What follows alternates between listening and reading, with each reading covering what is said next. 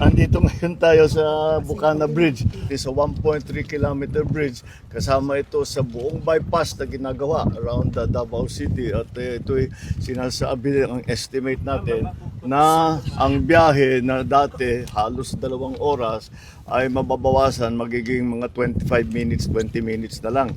Kaya't malaking ginhawa. Lalong-lalo na ay ngayon na magpapasko tayo. We will open the bridge on the 15th.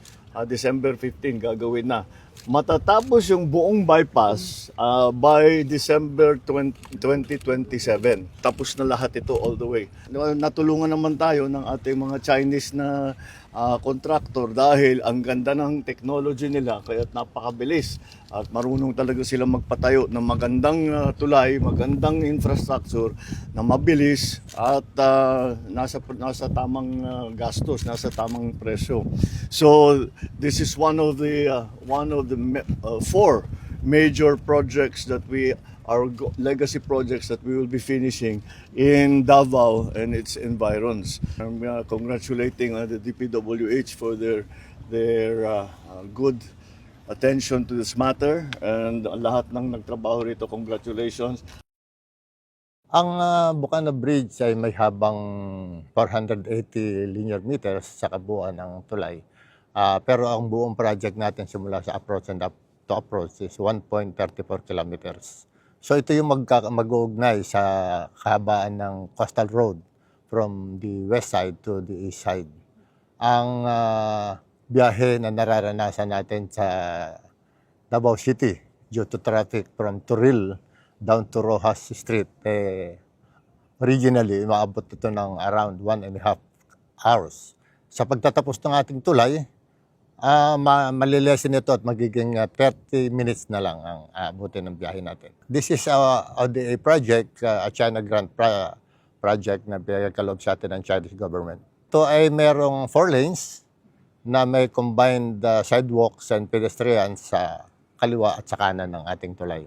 Actually, ang technology na apply natin dito ay yung tinatawag nating moving forms. So naghihiwalay siya from the pylon, pababa at pakaliwa at pakanan ng pylon para matuloy-tuloy trabaho. So halos lahat ng tapat ng pylon ay meron tayong mga equipment para halos sabay-sabay din nating matrabaho to. Hinihintay nating matapos yung Rojas Street kung saan ito ay lalabas ng ating commuters.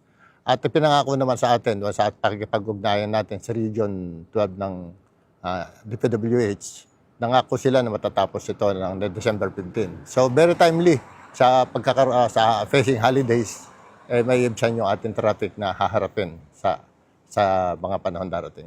Ang traffic ay nagkakaroon ng economic loss na according to studies, billion pesos po sa loob ng isang araw. At sa reduced traffic na ito na nabidodot ng ating proyekto, makakaasa po ang Davaoeño na ang pagunlad sa lugar na ito ay matutulungan ng pag-ibig niya ng pagbawas sa traffic na nararanasan natin sa ngayon. Ito yung tinatawag nating mobility and connectivity project ng ating pamahalaan na siyang nagkakabit hindi lamang sa pamamagitan ng tulay pero kasama po ang pagkakaisa ng mga mamamayan.